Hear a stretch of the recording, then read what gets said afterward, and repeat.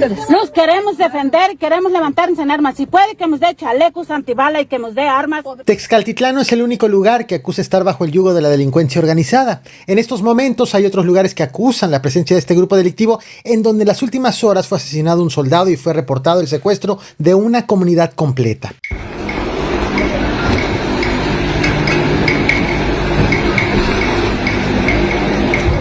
Comienzo con este video. Esto fue grabado este 11 de diciembre en el municipio de Mújica, Michoacán. Estos soldados que ves en pantalla fueron emboscados por un grupo delictivo.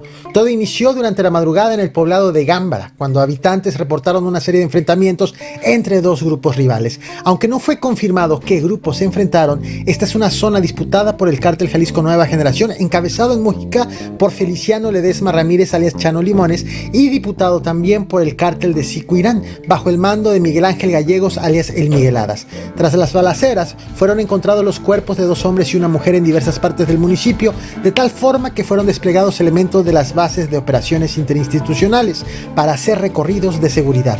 Es ahí que fue grabado este video, cuando los soldados que hacían rondines fueron emboscados por un grupo delictivo. En este hecho, un militar fue asesinado, en un acontecimiento que al momento en que hago este video sigue impune.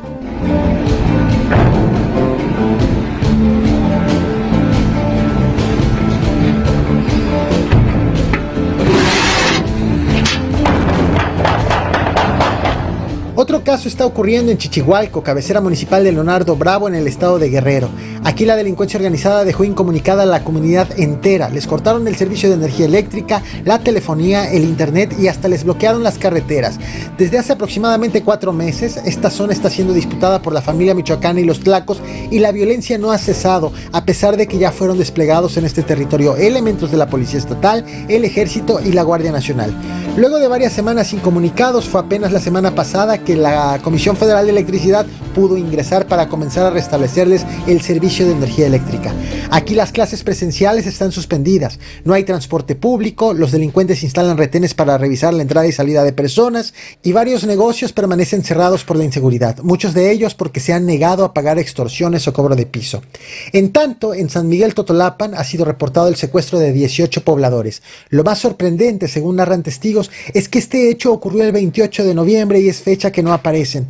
De manera oficial, las autoridades estatales y federales han negado este secuestro masivo debido a que no existen denuncias formales. Sin embargo, los habitantes reconocen que no hay denuncias por miedo y que entre las víctimas hay un menor de edad.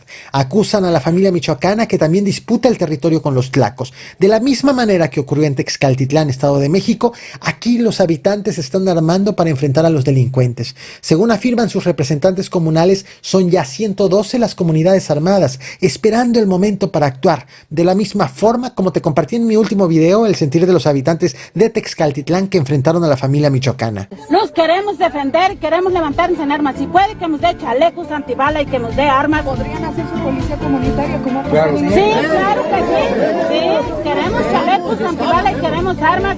Queremos permisos a tirar. En tanto, mientras todo esto ocurre, el informe sobre el enfrentamiento entre pobladores y la familia en Texcaltitlán, Estado de México, anunciado ayer por el presidente de la República, Andrés Manuel López Obrador, tendrá que esperar a mañana, debido a que hoy no hubo conferencia matutina por la celebración de la Virgen de Guadalupe.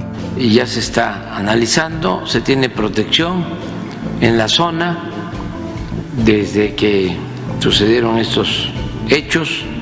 Hay integrantes de la Secretaría de la Defensa y de la Guardia Nacional, alrededor de 600 elementos que están ahí custodiando, apoyando, protegiendo a la población.